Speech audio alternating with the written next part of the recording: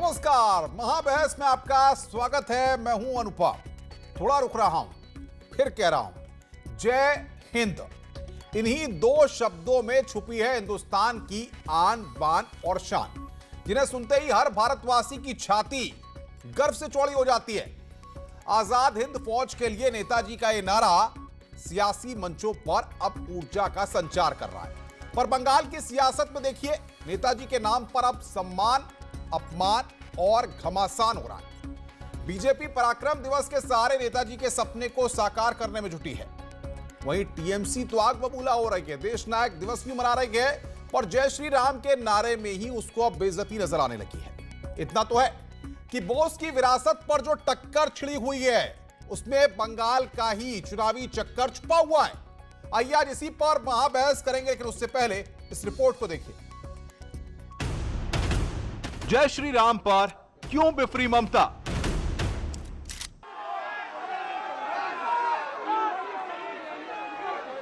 नहीं, मेरे को तो लगता है कि गवर्नमेंट का प्रोग्राम का कोई डिग्निटी होना चाहिए।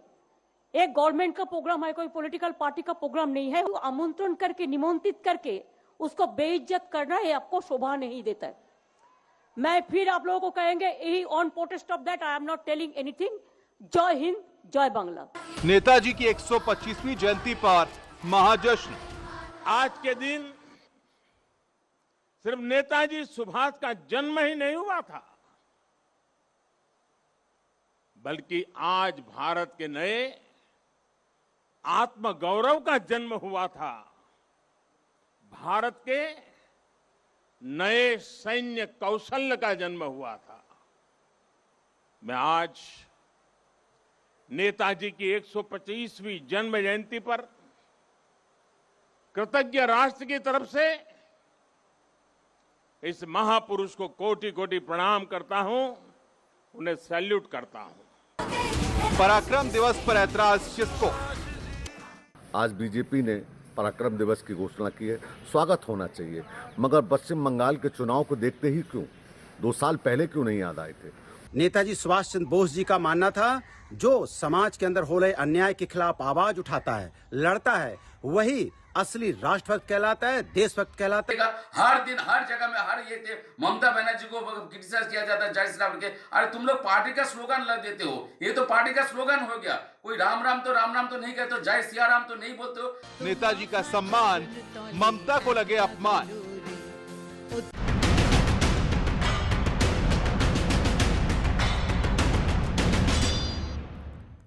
तो इसी मुद्दे पर आज करेंगे बहस और हमारे साथ हैं आलोक अवस्थी, बीजेपी के प्रवक्ता हैं, अंशु अवस्थी कांग्रेस पार्टी के नेता, सुशील पांडे इतिहासकार को भी हमने बुलाया है, डॉक्टर अविनेश अवस्थी प्रोफेसर हैं दिल्ली यूनिवर्सिटी के, और बादल देवनाथ टीएमसी के नेता हमारे साथ जुड़ रहे हैं। आप सबका बहुत बहुत स्वागत है। बादल देवनाथ, सबसे पहले चर्चा आपसे ही शुरू करूंगा, क्योंकि बंगाल इस वक्त सुर्खियों में है और बंगाल के इर्द गिर्द ही सुभाष चंद्र बोस को लेकर जो सियासत गरमाई हुई है और जो सम्मान, अपमान और घमासान है वो केंद्रित है। क्या लगता है आपको बादल देवनाथ जी, क्यों ऐसा लगता है कि जय श्री राम के नाम से बेइज्जती हो जाती है? अगर कोई जय श्री राम बोल देता है तो ममता बनर्जी को लगता है कि उनकी बेइज्जती हो गई। ऐसा क्यों लगा ममता बनर्जी को? देखिए, मैं हर दिन हर चैनल में मैं यही बोल रहा हूं, राम को भाजपा वालों ने पार्टी का स्लोगन बना दिया है। मैं अभी एक चैनल में बोल रहा था, राम तो भगवान विष्णु का अवतार है, और फिर से मैं भगवान विष्णु का प्रणाम मंत्र मैं सुना के आज का प्रोग्राम शुरू कर रहा हूं। मैं ओम नमो ब्रह्मणो देवाय गो ब्रह्मणो हिताय च जगत हिताय कृष्णाय गोविंदाय नमो पापो हम पाप कर्म पापात्ता पाप समत्राईमान पुंडरीका सर्व पापो हरो हरि। ये भगवान विष्णु का अवतार राम, भगवान विष्णु को सम्मान ऐसे किया जाता है, माँ सीता मैया को भी सम्मान किया जाता है। लेकिन राम तो सबके हैं, राम तो सबके हैं। आप कहते हैं आप हमारे भी हैं राम, बीजेपी कहती है हमारे भी है, समाजवादी पार्टी कहती है हमारे भी है, फिर ये सवाल पेटेंट वाला कैसे आ गया? प्लीज खत्म करने दीजिए। और माँ सीता मैया के भी हम लोग प्रणाम करते हैं। ओम नमो सर्वोत्त पाही मांग देवी महालक्ष्मी नमस्तुते। ओम नमस्ते सर्वदेवानंग वरदासी होरिप्रेहि या गौतिस्तम प्रपन्ना सा मे बुआ तच्चनाथ महालक्ष्मी नमस्तुते। अर्थात हम सब भगवान विष्णु, माँ सीता मैया, राम, लक्ष्मी माता को सम्मान करते, प्रणाम करते, नमन करते हैं। और ममता बनर्जी को देख के मैं कोई देवनाथ जय श्री राम साहब कह देगा। सलाम करता हूं, मैं सलूट आपको कर रहा हूं, सबको मैं रिक्वेस्ट तमाम करता हूं। करोड़ों दर्शकों के सर, बीच में जो आप कह रहे हैं, आपकी भक्ति को सब सलूट कर मैं- रहा हूं, लेकिन सवाल मैं यह है कि आपको- ममता बनर्जी को जय श्री राम के नारे पर बेइज्जती क्यों महसूस हुई? आप इतना इतना भक्ति कर रहे हैं, उन्हें जय श्री राम के नारे के चक्कर में उन्होंने बोला ही नहीं, अपना संबोधन ही नहीं किया। मैं ममता बनर्जी को, और मैं भी जब हर जगह में सभा में जाता हूँ, 2 भाजपा लोगों को जय श्री राम कहते हैं। मैं ममता बनर्जी हम सब कहते हैं भाई जय श्री राम क्यों बोल रहे हो? बोलो ना जय सिया राम, जय सिया राम बोलो, जय सिया राम बोलो, राम राम बोलो और सुप्रभात बोलो, गुड मॉर्निंग बोलो। लेकिन पार्टी का स्लोगन क्यों बना दिया आप लोगों ने? अरे आप मान रहे हैं पार्टी का स्लोगन जय श्री राम आपकी पार्टी का स्लोगन या बीजेपी की पार्टी का स्लोगन थोड़ी है साहब, ये आप मान रहे हैं देवनाथ साहब? नहीं नहीं नहीं, आप मान रहे हैं आलोक अवस्थी, ये जय श्री राम को लेकर के ममता बनर्जी अपने आप को बेइज्जत महसूस कर रही हैं। आप नेताजी के नाम पर जाकर के सम्मान की बात कर रहे हैं तो उनको उसमें बेइज्जती नजर आ रही है। आलोक अवस्थी,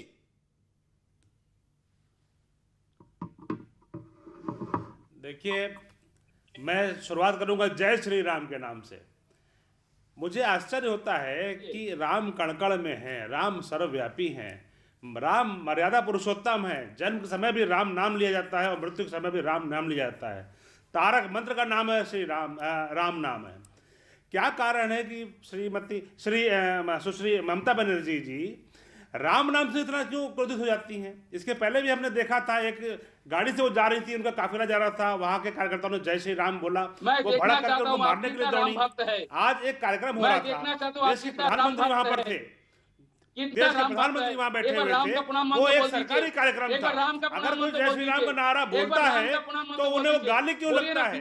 आखिर ममता बनर्जी जी की राम में क्यों नहीं आस्था है? अगर उनकी राम में आस्था नहीं है तो इन्हें स्पष्ट करना चाहिए कि मेरी राम में आस्था नहीं है, मेरी किसी और धर्म में आस्था है, वो उसको जवाब देना चाहिए। कृष्ण का नाम लीजिए, राम का नाम लीजिए, है या नहीं सीता का नाम लीजिए, ऐसे नहीं है।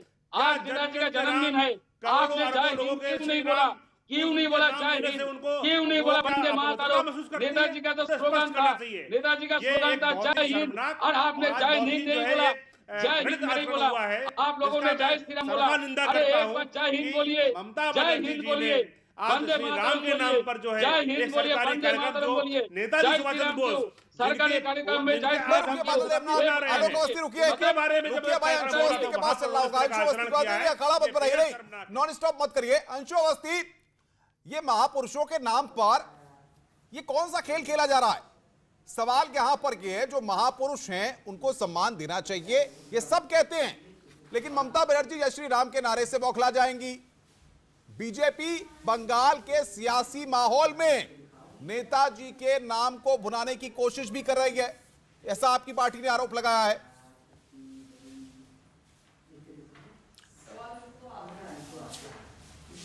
नहीं अनुपम, देखिए ये पहली बार नहीं है। भारतीय जनता पार्टी की ये शुरुआत से आदत रही है, जब जनसंघ था तब भी इनकी आदत थी, आज भी वही आदत है। ये दूसरों के घरों में जरूर झांकते हैं और अपने बाथरूम में नहीं देखते हैं। हमेशा इन्होंने जो देश के महापुरुष हैं उनको अपमानित करने का काम किया, चाहे वो पंडित जवाहरलाल नेहरू रहे हों या सरदार पटेल रहे हों या महात्मा गांधी रहे हों या सुभाष चंद्र बोस रहे हों। आज जब इनको चुनावी फायदे के लिए जरूरत पड़ी है तो ये उसमें भी ताक झांक कर रहे हैं। बीजेपी कह रही है साहब आपकी सरकार रही केंद्र में, आपने कभी बोस को याद नहीं किया, उन्हें इतना सम्मान नहीं दिया। आज उनके परिवार के लोग कह रहे हैं, उनकी लड़की अनिला बोस बेटी है, जर्मनी से बोल रही है कि नहीं, सरकारों ने सिर्फ जो है अपना मकसद साधा है। मुझे 50 सेकंड कंप्लीट कर लेने दे, फिर आप अगला सवाल करें। अनुपम भाई, मैं अनुरोध करूंगा कि 50 सेकंड मुझे मौका दे दें, फिर आप जो पूछेंगे मैं दे दूंगा जवाब उसका। देखिए, इससे पहले भी 2015 के बंगाल चुनाव के समय आप याद करिए, भारतीय जनता पार्टी के लोग हो हल्ला मचा रहे थे कि जो सुभाष चंद्र बोस से जुड़ी जो उनके डॉक्यूमेंट्स हैं, जो सीक्रेट्स हैं, वो क्यों नहीं पब्लिश किए जा रहे हैं, पब्लिक किए जा रहे हैं। जब इन्होंने उनको सार्वजनिक किया तो उसमें ये पाया, ये पहले जो नेहरू और सुभाष चंद्र बोस के रिश्तों में खटास ढूंढते थे, जब इनको यह पता चला कि पंडित नेहरू और कांग्रेस पार्टी उस समय उनको 6,000 रुपए सालाना उनकी बेटी को भेजा करती थी, यानी 500 रुपए महीने उस समय के, उस समय 350 रुपए एक IAS की तनख्वाह हुआ करती थी। तब ये जाके उन डॉक्यूमेंट पे चुप हो गए। मैं आलोक अवस्थी ये जवाब लेता हूं। आलोक जी, कांग्रेस का साफ कहना है, कांग्रेस पार्टी कह रही है कि अब जब बंगाल का चुनाव सिर पर है तब आपको पराक्रम दिवस के बहाने बंगाल में अपना पराक्रम दिखाना है, इसलिए आपको बोझ याद आ रहे हैं। बाहर करने की बात की, उसके बाद जब इनको ये पता चला तो ये तुरंत उस पर रुकिए भाई, बीजेपी का रिएक्शन कहना चाहूंगा तो फिर से इनको सुभाष चंद्र बोस जी को झुठलाया है कांग्रेस ने। केवल नेहरू गांधी खानदान की वजह से उन्होंने सरदार वल्लभ भाई पटेल को झुठलाया, उन्होंने बी आर अम्बेडकर को, बाबा साहब अम्बेडकर को झुठलाया, प्रधानमंत्री जी और बोस जी का जितना त्याग था, जितना उनका कार्य था, उसको झुठलाया। अपने प्रतीकों को हम नेहरू को कैसे स्टैब्लिश करें राजनीति के अंदर, उनका नाम बढ़ाएं, कैसे गांधी को हम स्टैब्लिश करें, गांधी परिवार का नाम बढ़ाएं। उन्होंने नेहरू और गांधी परिवार के लिए हमारे देश के महानायकों का अपमान किया है, उनको नेपथ्य में डाला है।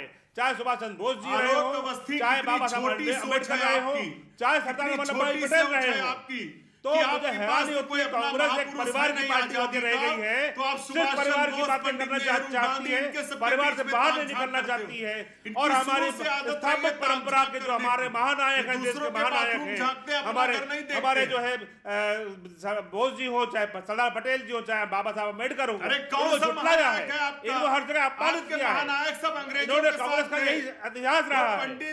रुकिए भाई, आलोक अवस्थी रुकिए भाई, अंशु अवस्थी रुकिए, महानायक हमारा रुकिए डॉक्टर अविनेश अवस्थी और प्रोफेसर यूनिवर्सिटी के, मैं उनके पास चलूंगा। रुकिए भाई, डॉक्टर अविनेश अवस्थी, सवाल यहाँ पर ये है, सुभाष चंद्र बोस को लेकर के जितनी बातें होती हैं, जितनी थ्योरी सामने आती हैं, हम ये देखते हैं। आज उनकी बेटी को भी हमने सुना, उनकी बेटी भी कह रही है कि सम्मान नहीं मिला। अब जब सम्मान की बात हो रही है, पराक्रम दिवस की बात हो रही है, बंगाल की सरकार अपनी तरफ से देश नायक दिवस बना रही है, तो सवाल यहां पर ये बेइज्जती की बात क्यों आती है?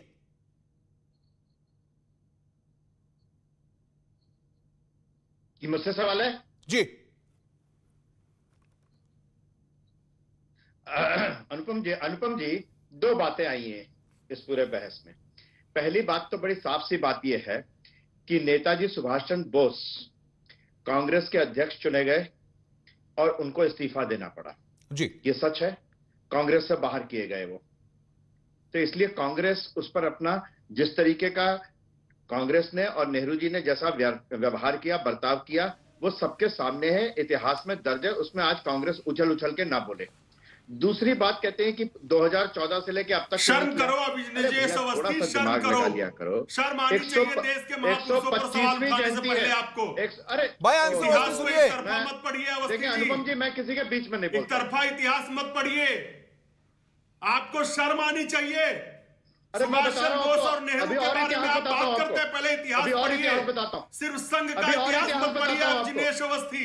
अरे अभी हाँ, इतिहास पता है, और इतिहास आप राकेश सिन्हा की तरीके से सिर्फ संघ का इतिहास बताएंगे। पता है हमको आपका इतिहास, पहले अपने इतिहास पर भी झांक कर देख लीजिए, इतिहास मत बताइए।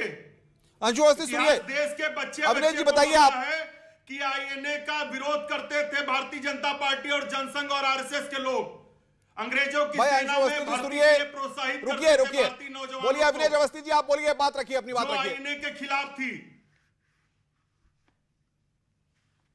अवस्थी जी बोलिए। एक तरफी बात कर रहे हैं, क्या बात रखेंगे? मेरे साथ सुशील पांडे जी भी इतिहासकार हैं। सुशील जी, इतिहास के पन्नों को जब हम टटोलते हैं और देखते हैं सुभाष चंद्र बोस का नाम, हर कोई जानता है, तुम मुझे खून दो मैं तुम्हें आजादी दूंगा, कदम कदम बढ़ाए जा, खुशी के गीत गाए जा, ये जिंदगी है कौम की, तू कौम पर लुटाए जा। सुनकर कितना अच्छा लगता है। हमने भी पढ़ा है, आपने भी पढ़ा होगा। लेकिन जब इतने सालों के बाद हम देखते हैं कि अब पराक्रम दिवस की बात आती है, अब देश नायक दिवस की बात आती है, क्या सियासत में बोस को घुमाने की कोशिश हो रही है?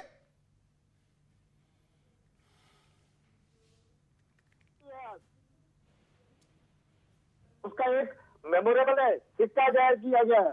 सुशील पांडे जी जवाब दीजिए। ये बंगाल का इलेक्शन नहीं, 125वीं जयंती है, 125वीं जयंती है। सुशील जी, आवाज मिल रही है आपको मेरी?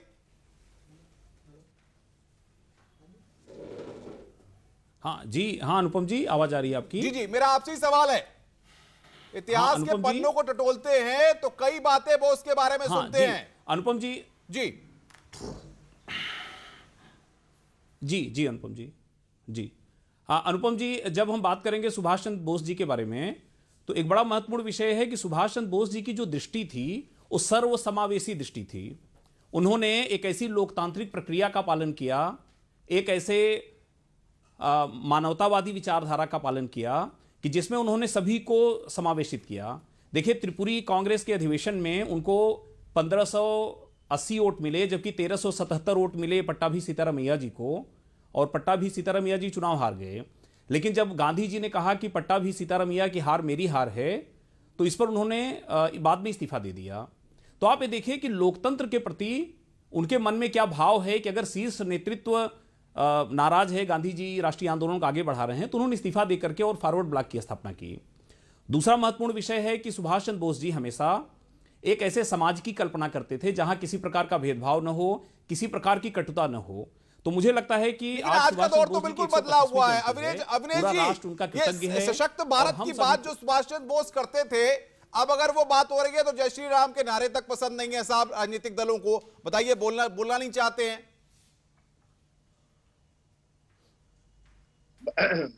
अनुपम जी बोलिए। साफ सी बात यह है कि मैंने 2 उदाहरण दिए अभी ममता बनर्जी के मंत्री के और स्वयं उनके, कि किस तरीके से वो ममता बनर्जी राम के नाम से ही चढ़ती हैं।